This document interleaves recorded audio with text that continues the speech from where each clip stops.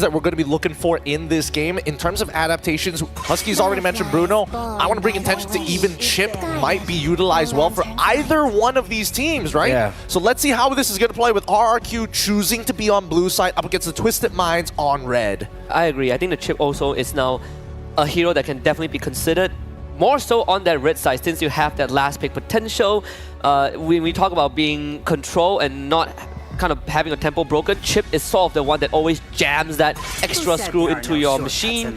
So they do ban on the Chip. I like this start from RRQ, and because they're on blue side, if that Bruno goes through, they can take it for Skylar.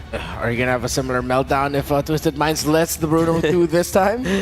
Please, man, Bruno, please. please, right? Lyric, if he wins 9 out of 10 games, there is a reason. I mean, I think there are good arguments to be made. However, you only have so many bans, right? If you're willing to give something up and it's so focused around the gold lane, which half the time you don't see the gold lane from like mid to early unless there's a heavy snowball. But here we go, finally. Yes. Coach Lyric is like, I got you. I'm getting rid of the Bruno. This is going to be an interesting gold lane matchup now. Yeah. For the first 3, I was thinking, yes, one of these. I'm looking at trades for Eve, Kali, Cho, Gatot, Suyo, Alpha as the main. Oh, and excuse me, Granger as well. Now that the Bruno is gone, and of course in link to the Beatrix. So all those heroes I mentioned, I feel like we're going to be seeing in the first phase, unless Twisted Mind suddenly swerves to the 3rd pick and says we want to pick up a Coffin hero now, either the Aurora or the, not even the Valentina, Sicilian. If they could prioritize the Sicilian over the Valentina, go for it. I think there's actually a good argument to be made for it, especially when you're up against Eve. Because again, that laning phase can be a little bit difficult if you're like Valentina, for an example. Take too many Void Blasts, you're out of lane. Can't really outpush the Eve once she gets her first 2 items. Can't do much about that. But Sicilian doesn't need to worry about that at all. Outranges the Eve and scales really, really well. The Joy did get led through, and it is one of the first picks we saw from Twisted Minds in the first day of Swiss stage, right? So Hoda, great on the Joy. We saw how it was utilized using the Chip, which thankfully was banned now, but I do like this opening. So easy trade for RRQ. They go for Gatot, Suyo, big power picks to go with the Eve. Instant Moskov. This is one of the few picks that if you want to create a vacuum, Moskov can play around it. Yeah. Oh, this is really interesting. Because I'm looking at the lineup coming in from RRQ. It looks kind of similar to what they played in their grand finals against TLID. And then we cut back over to the Twisted Minds, and I think they've got some really good concepts. No Chip. All right, let's keep this fight messy, but there is a possibility for Sano to make it into that backline more reliably. Yeah, when you see an Eve on one side, the high loss is one of the most go-to counters you can go for if it's not either the Gatot or Kali. It's a little bit more honest. You're going to be running up into it, but it provides what you need, that extra boost of movement speed so that you can break through formations. And then, of course, Joy, who says, what formations? I'm Joy. Yeah. I will somehow find a way into the back line. And, of course, if they're going to be playing around the box, then you have the Moskov to go in with the Spear of Destiny, Spear of Destruction from a different angle. One thing that RRQ Hoshi might want to consider respecting here, and that Twisted Minds might actually surprise with, if they could do it with a Chip, they could also do it with a Lo Yi. Yeah, I agree. I think there's the Lo Yi. If you want to look at roam options, there is a Cho right now. If Troll is comfortable with it, you could take it. If not, then maybe you can just ban it, right? Because you're on that red side. If not, if you want pickoffs, the Kaja is always like sort of that option. You want to get to the Eve, you want to stop this Suyo from dancing around your backlines, that can also work as well. Really comes down to how messy Twisted Minds wants the team fights to be, just like game 1. Yeah. I think it's a little bit more awkward if you're going to play as something that's a little bit more ult-reliant. Right now, I mean, with the Joyan as well as the Moskov, they can basically fight on a dime, right? Yeah. I think that at this point, looking on based on where the bans are going for... What? Wow, they banned the Claw, huh? Interesting. But why? Do they want to play Farsa or something? But then they've already got Gatot, and then there's also like Suyo who can cancel it out. Yeah. What are they worried about with Claw? Is that... whoa! They're trying out there. It could be because they want RRQ Hoshi to play with a marksman that isn't really going to be splitting the lanes, but joining the other members of RRQ Hoshi. Looking to win via the team fights. That's why good ban by RRQ. They read it. They read it, the Lo Yi. I mean, they did it in the previous game, you know, with the first 3 picks, the Even as well as the Lo Yu getting banned out on top of the Hilda. But at least now, for the side of RRQ, I think at this point, what are they worried about, right? Are they going to be prioritizing whether or not, you know, Gato going into the EXP4, Dyron is going to be a good option, or are we thinking it's just about priority? I think right now when you have such huge power picks, you're thinking about how to bolster that. But I think in the back of the mind is also first how to stop the Joy and how to get to the Moskov, right? Like these are two very slippery heroes that can easily not only kind of mess up your battle formations, but in these moments of chaos can overwhelm you. Anytime. Especially when the late game rolls around, right? Like we talk about the Cho being picked up, you want to split those battle lines, that Cho is perfect. Okay, you have your Vision Getter, you have your Front Holder. Is Skylar gonna go pick up one of his iconic picks in Season 14 of MPLID in the Nathan, or is he just gonna follow the trend now and consider either the Great or... Oh wait, oh yeah, Irithel, another one of his iconic picks. Okay, so are they gonna look for another source of magic? Need another front, it can't just be the Gatot. Ruby! Oh, nice micro stun up against the Joy. Oh wait, now they can go Valentina again. They can go Valentina again. They've got some pretty relevant ults at this point, but I'm not sure if it's going to be enough, right? Because it doesn't matter what mid-duel, whether you switch out for Ruby for the Gato Gacha, they are going to have full control over that mid lane in I mean, as long as you have a concussive blast, right? I mean, as much as we say that if Coffin gets his hands on the RWM, it sort of defeats the purpose of what RRQ wants to do. You have a Gatot backline die, but everyone else wants to run in, and you don't really want to run into an RWM. Yeah, and if there's a real-world manipulation on the side of Twisted Minds, that's a little bit happier for Joy as well, because RRQ is trying to get out of that, but then at the same time, they'll have to try and get away from the Joy. Okay, of course. Still go back for Sicilian. Of course, go for your Sicilian, yeah? Late game monster, right? Yeah. So much late game damage. I mean, it's the classic, right? Again, walk me through which draft do you think is going to be taking it away? Is it going to be enough? I'm leaning a little bit more towards RRQ Hoshi, but we cannot deny that Sicilian needs to be respected. What about you, Husky? Same, I like RRQ's draft a lot more. All right, that's the opinion from the panel. Let's throw it over to the casters to get us into game number 2. What? I'm not sure which draft I would go with here because there's both both have signature picks, and the fact that Twisted Minds just got the Sicilian, they can replicate what they just did in Game 1. And I think part of this too is just the determination that they showed in Game 1 already. If they carry it here, again, they're at match point in this best of 3. Can RRQ bring this composition to the table to get them to a Game 3? Because of course, both teams want to move forward to the knockout. The Land of Dawn remains a silent witness to history lived and rewritten. But will it bear witness to history twisted for the first ever MENA team making it to an M-Series top 8? Only time shall tell in Game 2 between RRQ Hoshi and Twisted Minds.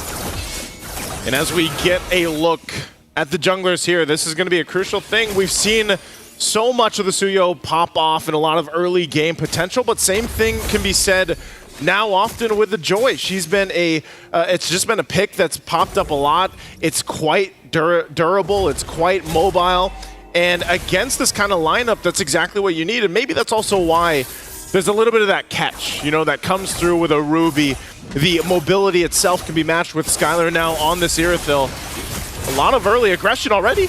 Troll gonna do some poking, but actually ends up overcommitting himself. Has to use Flicker already at the first minute of the game. As I was saying, you know, Sanafa, that's part of the plan with the Ruby. A pick we haven't seen too often throughout the Swiss stage alone.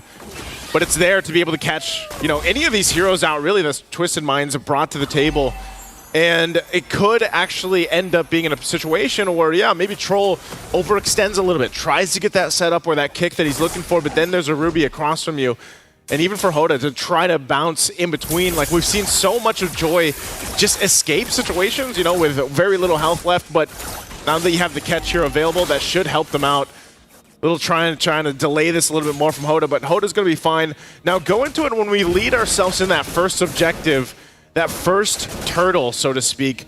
Which team has the advantage here when it comes to their lineups?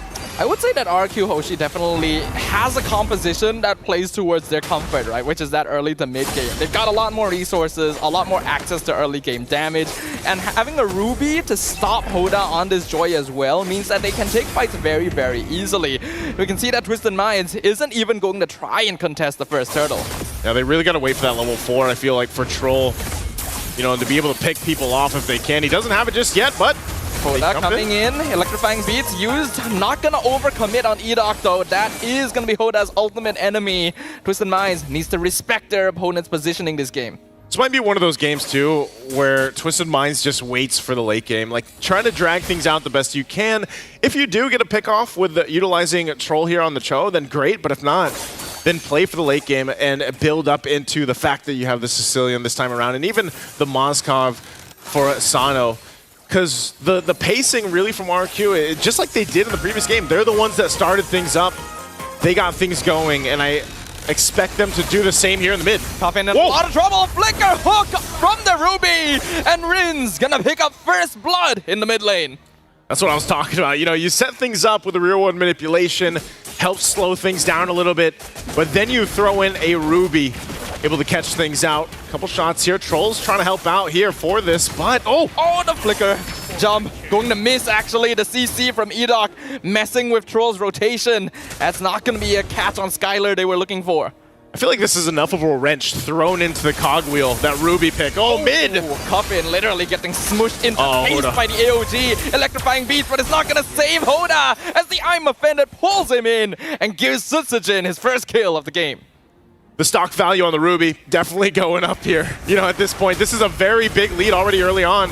Purple buff. Sano can actually take the Spear of Destruction. Purple buff still stolen away by Sutsujin. Unfortunately, his presence not going to matter too much. Moskov doesn't have enough damage, but the Glorious Pathway is committed anyway. Sanguine Claws pulling Dyren back. They're looking for a kill. Any kill they can get, and they'll find it. Sano gonna finish off Dyren, and now Troll jumping forward gets CC'd, but there's so much damage actually from Twisted Minds. Coffin having his first kill. Real World Manipulation comes out. Blade Surge actually stuns Coffin, and he's still stuck in the Death Box. He's gonna be finished off by Sutsujin, so RRQ will trade a little bit back.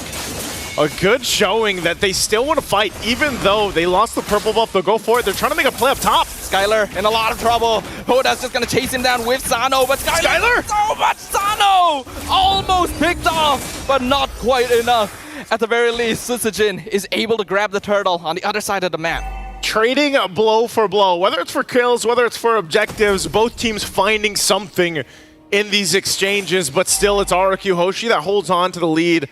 2,000 gold up, some big items being picked up, those first items locked in.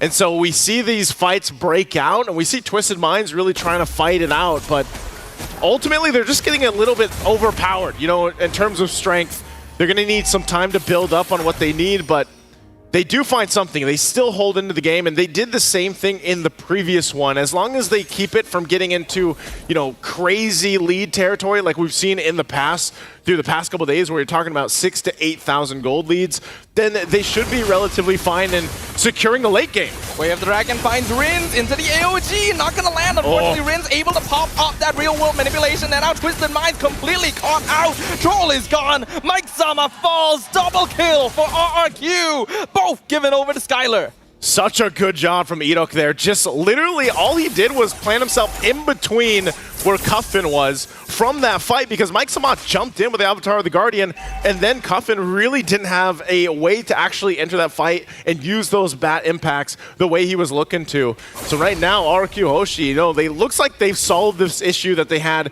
previously, or even what they saw in the previous game when the Sicilian was picked up by Twisted Minds. And both junglers just kind of battling it out. No one else here really to help him out. Well, 1v1 though. That's actually a bit of a mistake. Rotation from Hoda, and Sutsujin will punish it. Killing spree for the Suyo on RRQ. They're gonna look and continue chasing, zoning Troll backwards. This next turtle should easily be in their control. I know you're elusive on the Joy, but that's not a fight you want to take. You don't want to take the 1v1 versus a Suyo, especially when those retributions are available. And now this turtle's up.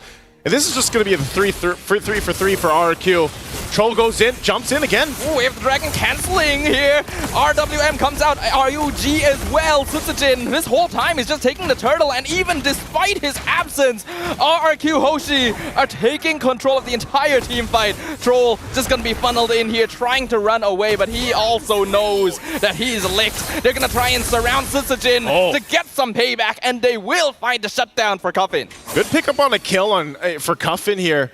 But still, you're seeing it. You know, these team fights are not going the way of Twisted Minds at all.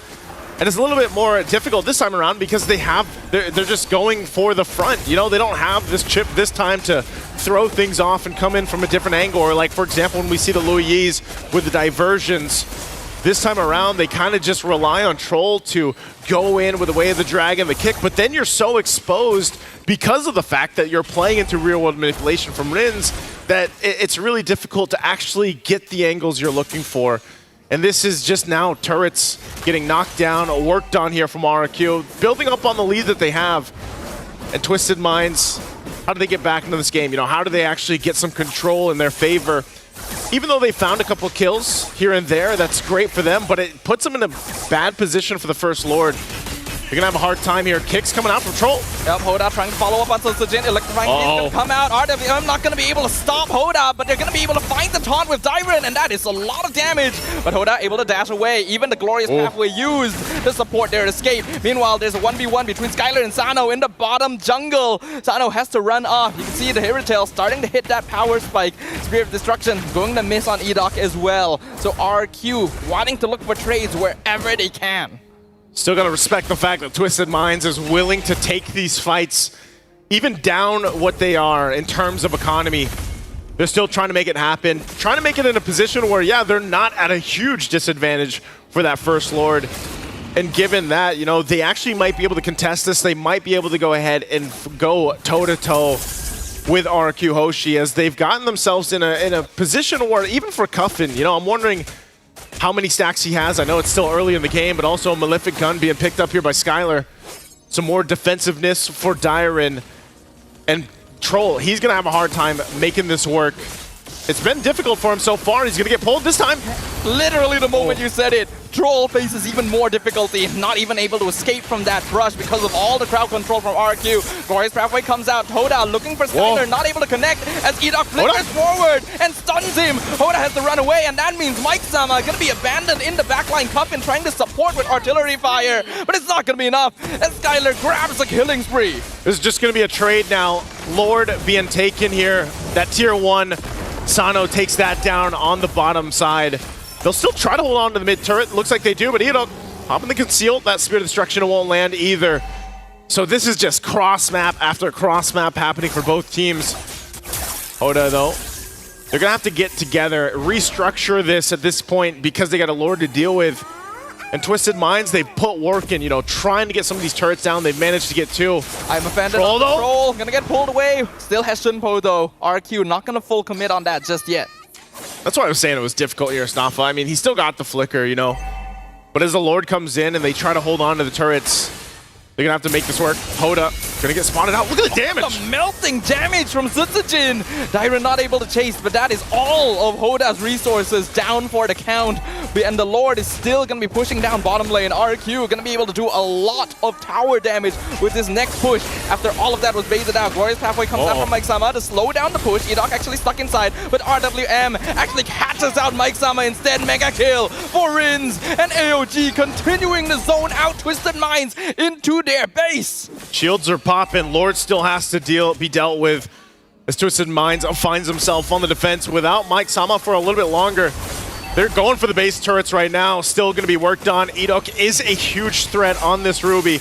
I'm offended. Once again on the Troll, and he's just gone melted as if he never existed. Skylar hitting that power spike, and Cuffin slain as RRQ Hoshi, eager for vengeance, eager to twist their opponents right back. They will take game number 2 and bring us to a full series. It's what we expected here. They didn't waste any time. Again, 11 minutes, 12 seconds. They saw the Sicilian, they saw what happened yesterday, and they're like, that is not happening here. Not even giving a chance for those stacks to build up. Great adjustments from RRQ. Very clean game. You know, this time around, right off the bat, able to punish. And again, I think the value here in that Ruby pick was just on the mark because it solved a lot of the issues. It solved a lot of the problems that maybe that Cho would have made for the team, or